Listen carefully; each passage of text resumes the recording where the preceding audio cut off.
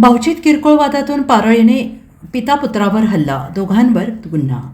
बावची तालुका वाळवा येथे किरकोळ कारणावरून झालेल्या वादाचा राग मनात धरून एका तरुणासह त्याच्या वडिलांवर लोखंडी पारळीने जीवघेणा हल्ला करण्यात आला. शुक्रवार दिनांक 29 रोजी सकाळी ही घटना घडली. याबाबत आष्टा पोलीस ठाण्यात नोंद झाली असून पोलिसांनी एका संशयिताला अटक केली आहे. या हल्ल्यात संस्कार विकास अनुसे वय वर्ष 19 आणि विकास विष्णू अनुसे दोघे राहणार अहिल्यादेवी चौक बावची हे दोघे गंभीर जखमी झाले आहेत. या प्रकरणी संस्कार अनुसे यांनी दिलेल्या फिर्यादीवरून गणेश उदय अनुसे आणि महेश उर्फ सागर प्रकाश अनुसे दोघे राहणार बावची यांच्यावर गुन्हा दाखल करण्यात आलेला आहे.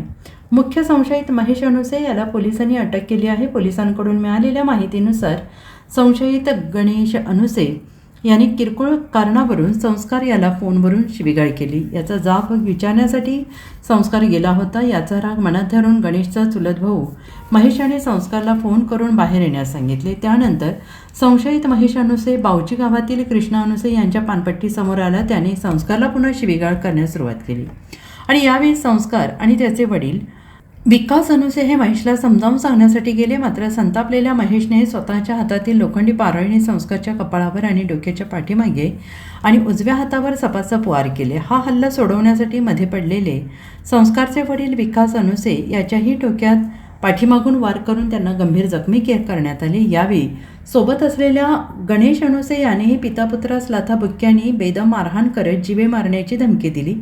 तपास आष्टा पोलीस करत आहेत. Bureau report SBN Marathi Ashta.